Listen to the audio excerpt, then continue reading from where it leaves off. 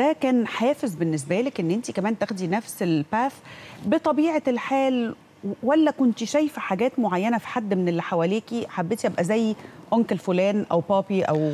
انا غالبا يعني كوبي ونسخه من مصغره من بابايا. هو كان لعيب على مستوى الانترناشنال، كان طبيب وانا كنت برضو بدرس طب وعايزه ابقى زي بابايا وعايزاه مبسوط بيا وكده.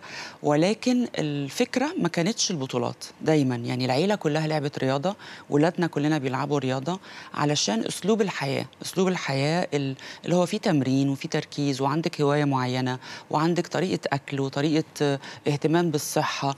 فالرياضه مش بس في العيله علشان نبقى ابطال، يعني في مننا كتير لعبوا واستفادوا جدا. يعني اسلوب حياه مظبوط، واسلوب صحي تربوي، يعني هو ملتزم. اسلوب تربيه معينه.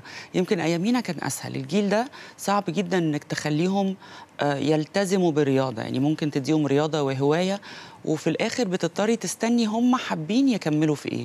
في منهم كملوا، بس انا بقول في الاخر لكل اولياء الامور، بقول لهم ولادكم في الرياضه هيستفيدوا حتى لو ما كانوش ابطال، لكن هيستفيدوا بالديسيبلين، بالتربيه الرياضيه بجد، اللي هو نسمع كلام مدرب، نسمع قوانين، نمشي على لوائح بطولات، نقابل ناس في بطولات، نسافر مع المنتخبات ونسافر مع النادي بتاعنا، تعلموا المسؤوليه وهم صغيرين.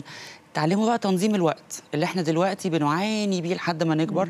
ان تنظيم الوقت من وانت صغير، كواحد عنده دراسة، واحد عنده طبعا عارفة المشغوليات بتاعتهم طبعا.